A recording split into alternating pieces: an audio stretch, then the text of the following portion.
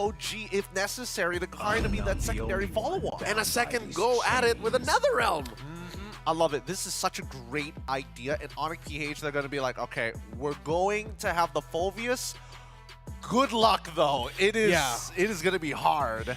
But yeah, the way the lineup looks like, Team Liquid ID, great wild ideas. You can see the synergy, but it's just harder to pull off compared to what Onic PH has. For sure, Onic PH has the velocity, and they have the mass to go right through Team Liquid ID before Aaron Shiki on the Ixia is even ready for it. Yeah, I'm not sure even I'm ready for it, but this is going to be one epic game here. We're seeing a couple of new techs, some old synergies that we haven't seen for a while. Mr. Pinkman Leon as well as Mr. Redmond. Renmar, please take us away for game number 2. Redmond and Pinkman still here. And yeah, the lineup of TLID, it feels like some old shiny new toys, while for Onic PH, you mentioned velocity. They could definitely bring the heat and the raw smackdown. Main event Saturday night. It is! Ladies and gentlemen, let's enjoy game number 2, because after this, if Onic run through Liquid once more, it's gonna be match point. They would have given back what Liquid ID did to them in the groups with interest. If TLID win with this lineup, it's gonna be pretty cool because, again, it's a difficult lineup to pull off. If Onic PH win with this, that's a harsh signal for Team Liquid ID to go like, yeah, we can't do crazy stuff like that. It's high concept, man. Yeah. It's the memento of drafts. I see, I don't get that because I didn't get Memento. Maybe that's why. So, Onic PH, Shiki losing in lane. All right, the Starlium passive on the Ixia is supposed to give you some level of sustainability, but not against a carry, not even at level 2. Hey. And yeah, again, Onic PH early on has the obvious advantage in terms of the aggression in the jungle. Kelra forced back though by the Ixia.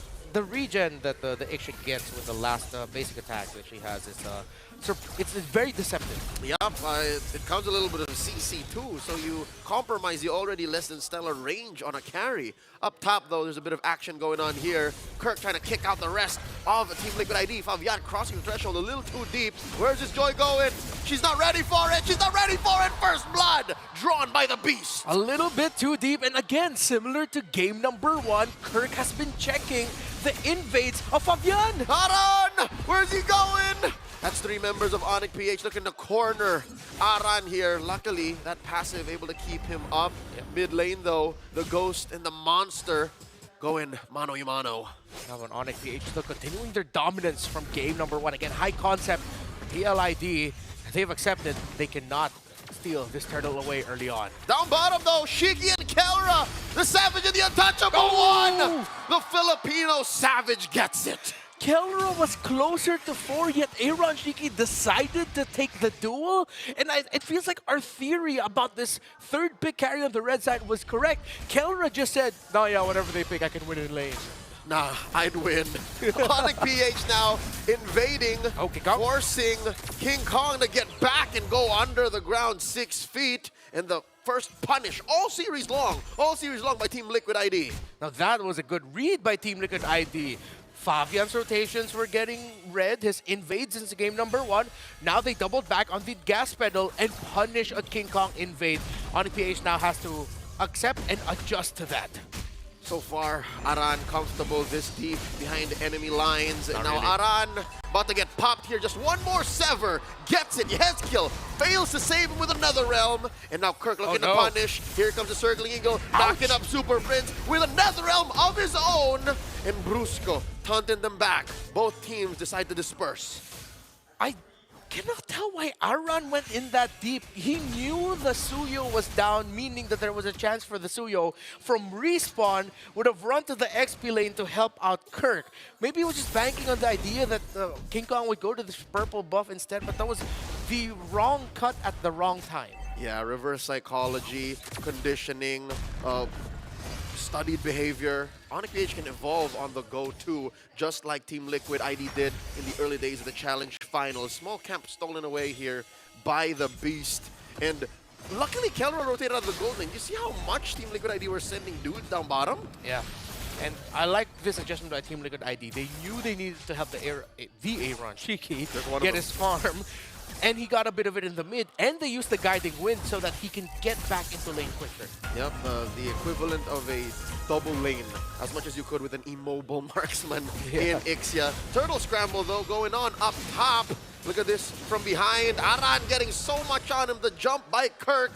And the Super Frizz looking for a pull. Yezkiel yet to steal a big ticket. Oh, they're taking their time.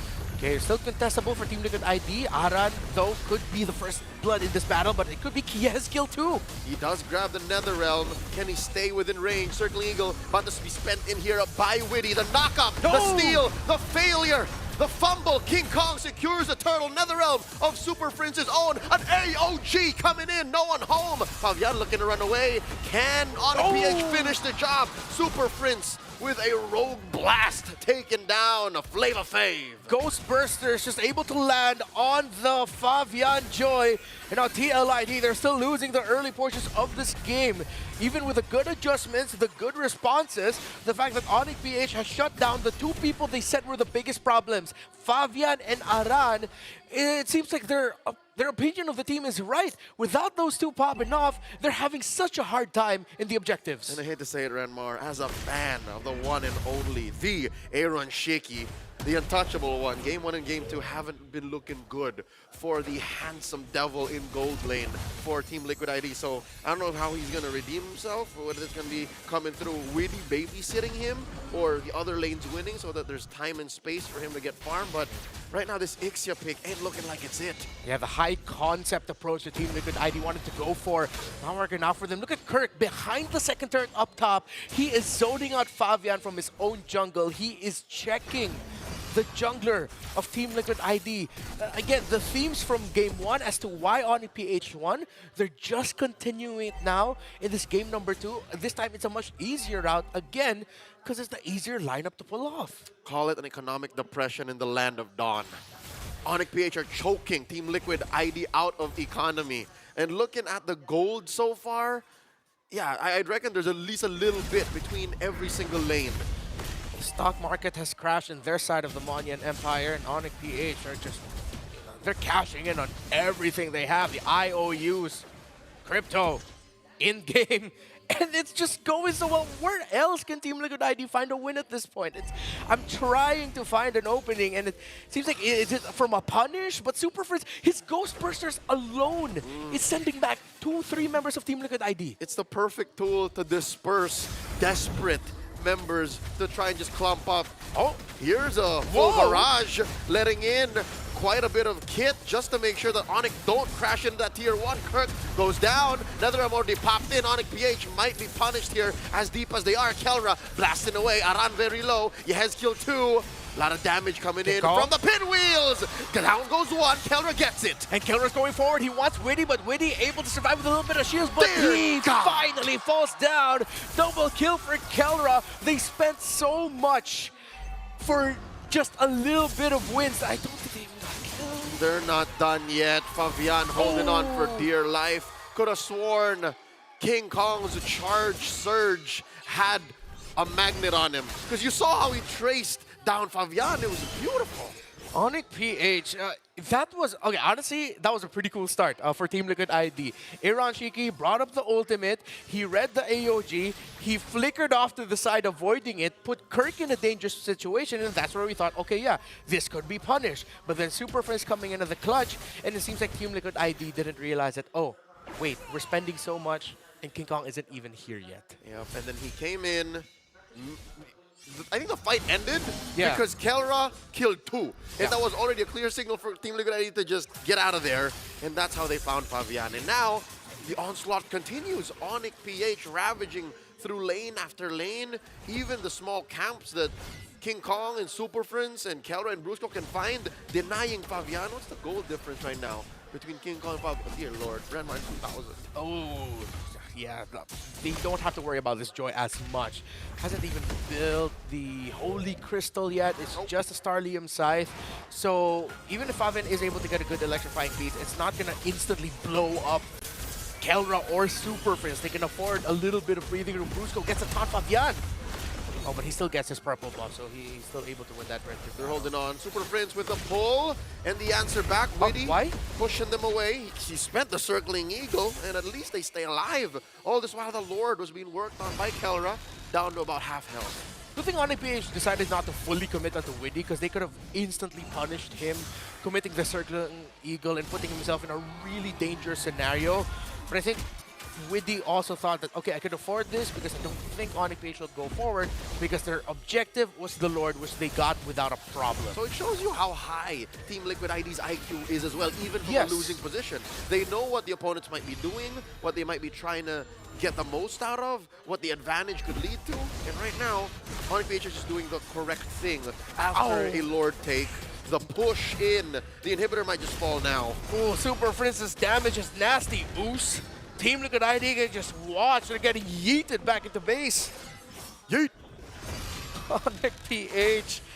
Part of me thinks they can actually end it with the next push. They don't have the damages yet. No Holy Crystal for the Joy. Aeronjiki does have 3 items, but the third was Sky Piercer. I mean, if you're up 8k, and if you can compromise Shiki, compromise the head skill, he does have the Netherrealm right now. Mid lane, Holy Shield popped already. There's still a tier 2 down bottom. Team Liquid ID have to play this very specifically. AOG! Brusco decides to commit it. The Lord's still marching in. Fabian Witty, they're all blasted. The ultimate from Aeronjiki, but Keller got to sidestep it, and he's focusing, and they're focusing on the base. They want to end it. This is an angry Onic. The fade away full barrage punished hard.